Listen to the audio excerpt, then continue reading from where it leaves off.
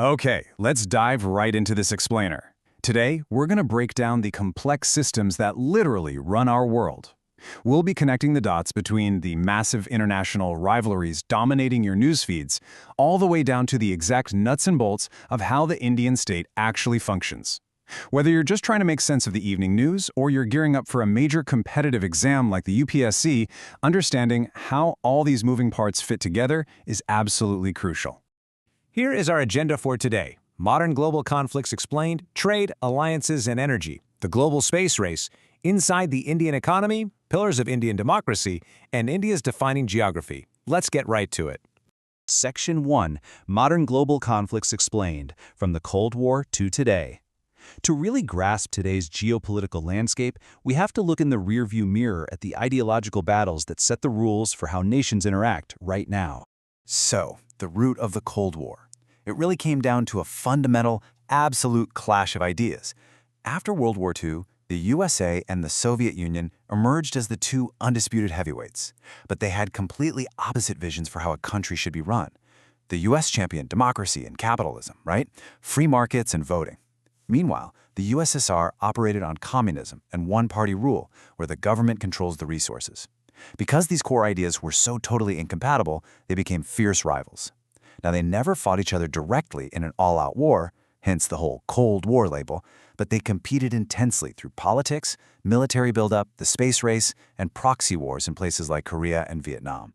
Shifting gears to the Middle East, let's look at how history, religion, and deep ties to the land have kept the Israeli-Palestinian conflict unresolved for literally decades. For hundreds of years, the Ottoman Empire ruled Palestine. Then, after World War I, Britain took the wheel. As tensions started boiling over between Arab communities and migrating Jewish populations, who, viewed this region as their historical homeland, the UN stepped in 1947.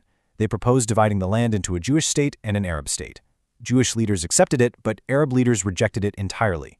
This led to Israel declaring independence in 1948, which kicked off the Arab-Israeli wars and created hundreds of thousands of Palestinian refugees, an event remembered as the Nakba. Decades later, through the 1967 Six-Day War, and right up to the massive fighting that erupted in late 2023, this specific dispute remains one of the most painfully complex issues in world affairs. And then there's the Chinese Civil War, which created another massive global flashpoint that's incredibly relevant today. Back in 1949, the Communists, led by Mao Zedong, took control of mainland China. The defeated nationalists ended up fleeing to the island of Taiwan. For a long time, both sides claimed to be the real, legitimate government of all of China. Fast forward to today, the People's Republic of China pushes a one-China policy, meaning they believe Taiwan should reunite with the mainland. But Taiwan, well, it functions like its own independent country, with its own government and a booming economy. And why does this matter to the rest of us? Taiwan is a leading producer of those highly advanced computer chips used in everything from your smartphone to artificial intelligence. If this conflict escalates, the entire global economy is going to feel that shockwave. Section 2. Trade, Alliances, and Energy. The Global Network. With those high-stakes conflicts in mind, let's look at how countries actually cooperate and compete when it comes to money. We're going to explore the alliances and the critical maritime waterways that literally keep the lights on across the world. Okay, so what exactly is BRICS? The crucial thing to understand here is its rapid evolution. The term was actually coined in 2001 just to describe fast-growing economies. But these nations, which, by the way, now represent over 40% of the global population, realized they had a lot in common. By 2009, they held their first official summit, and when South Africa joined in 2010, BRICS turned into a real powerhouse platform. Their goal? To challenge the dominance of Western-led organizations like the World Bank. They even created their own new development bank in 2014 to fund massive infrastructure projects. When you stack BRICS up against the G20, the different functions of modern alliances become super clear. The G20 was born out of those huge financial crises in the late 90s and 2008, bringing together both developed and developing countries. Actually, it's not a lawmaking body like the UN. Think of the G20 as this massive global forum. We're talking leaders representing 85% of the world's economy, getting together to stabilize trade, energy, and climate issues. BRICS, on the flip side, is a much more targeted group, formed specifically by developing nations to amplify their own voices on that very same global stage. But listen, global trade isn't just about politicians shaking hands at summits. It requires physical movement. Modern life relies completely on shipping oil, gas, food, and consumer goods. That makes these narrow waterways and seas unbelievably important. Take the Strait of Hormuz. A massive chunk of the world's oil physically flows right through it. If tensions flare up in the Middle East, that strait becomes a bottleneck, and bam, oil prices spike everywhere. Or look at the Black Sea. It became a huge focal point during the Russia-Ukraine war because Ukraine exports literal mountains of grain through those ports. Whoever controls or threatens these waters can basically disrupt global supply chains overnight. Section 3. The Global Space Race, from the Cold War to the Moon. Now that we've got a handle on Earth's trade routes and borders, let's look up. We're going to see how these superpowers took their rivalry into a brand new frontier. We all know the words. Spoken by American astronaut Neil Armstrong in 1969, this iconic phrase marked the climax of an intense Cold War rivalry. Because the US and the USSR were so completely locked in an ideological battle, exploring space became the ultimate flex. It was the premier symbol of scientific progress, military capability, and sheer national pride. That intense early superpower rivalry paved the way for everything we're doing today. It all kicked off with the USSR shocking the world by launching Sputnik in 1957. The US naturally pushed back, eventually leading to that famous moon landing. But look at how this timeline evolves. India entered the space age through ISRO in 1969. By 1975, they had launched their first satellite, Aryabhata. And today, India is a highly respected, major space power, hitting incredible milestones on incredibly smart budgets. I mean, reaching Mars orbit on the first try in 2013, and then successfully landing Chandrayaan-3 near the moon's resource-rich South Pole in 2023, that is absolutely game-changing. And here's the thing you have to realize. Space isn't just about exploring the unknown or planting flags for the history books. It's a critical tool for economic growth and national security. There are thousands of artificial satellites orbiting us right now, and without them, modern life would basically grind to a halt. In India, this tech improves the daily lives of millions. It gives farmers accurate weather forecasts, helps manage natural disasters, and powers the GPS and communication networks we all rely on every single day. Section 4. Inside the Indian economy, the nation as a big shop. Let's zoom way in from the global stage directly into the engine room of a specific, rapidly growing nation, India. Let's see how this massive economy actually ticks. You hear the acronym GDP thrown around constantly in the news. The easiest way to visualize it, imagine the entire nation as just one gigantic shop.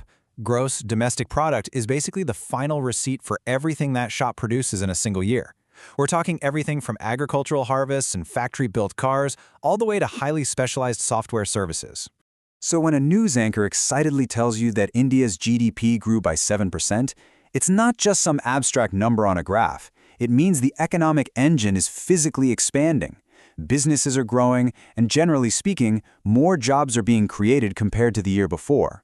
A rising GDP is your #1 indicator of a country's economic health. But to keep that huge economic engine from overheating, a country needs a manager. Enter the Reserve Bank of India, the nation's central bank. The RBI does way more than just print currency. They supervise the whole banking system and manage foreign exchange. But arguably their biggest job? Controlling inflation, which is that annoying general rise in prices that eats away at your purchasing power. So, whenever the news is buzzing about interest rates or banking reforms, they're really talking about the RBI pulling levers behind the scenes to keep the economy stable. Section 5. Pillars of Indian Democracy, the rulebook of 1.4 billion people. An economy that massive needs a serious structure to survive, which brings us to the Indian polity. I mean, imagine trying to run a household of 1.4 billion people without any rules. Total chaos, right? This is the system of institutions that governs the world's largest democracy. The journey of actually making a law is pretty rigorous. It starts out as a proposal or a bill introduced in Parliament. It definitely doesn't just get rubber stamped. It's debated and discussed heavily. It has to pass through both houses, the Lok Sabha and the Rajya Sabha. And only after that does it land on the desk of the president, the constitutional head of India, for a final signature. It's basically a giant filter to ensure that no single rule gets forced onto the public without strict debate and representation. To keep things balanced and prevent tyranny, the Indian government relies on a strict separation of powers across 3 main organs. First, the legislature makes the laws. Then the executive, which is led by the prime minister who manages the day-to-day running of the country, implements those laws. Finally, the judiciary, headed by the Supreme Court, interprets the laws and protects the Constitution. If the government passes a law that violates your fundamental rights as a citizen, the Supreme Court can strike it down. It's all about checks and balances, making sure no single branch gets too big for its boots. Section 6. India's defining geography, the physical foundation. Because at the end of the day, none of this economy or democracy exists in a vacuum. It is entirely built on a physical foundation. Geography dictates your climate, your resources, and absolutely your foreign policy. Geography literally dictates destiny. Just look at the Himalayas. They act as this towering, massive shield in the north. They block the freezing winds from Central Asia and play a huge role in trapping monsoon rainfall over the country. Out of those mountains flow great rivers, like the Ganga, which supports farming and provides drinking water for millions of people across the northern plains. Then you move south, and India is wrapped by these massive coastlines along the Arabian Sea and the Bay of Bengal. That geography plugs India directly into those vital global maritime trade networks we were talking about earlier. So, we've covered a ton of ground today, having connected the dots from the Cold War origins of modern conflicts all the way to the floor of the Indian Parliament. You've now got this foundational masterclass. You know how space tech boosts an economy, how central banks fight inflation, and how geography sets the ultimate boundaries for a nation's potential. But here's the real question I want to leave you with. As all these interconnected systems collide, how is a rising power like India going to navigate the incredibly complex, volatile global chessboard of the future? Keep that in mind next time you're scrolling through the news. Thanks for joining me on this explainer.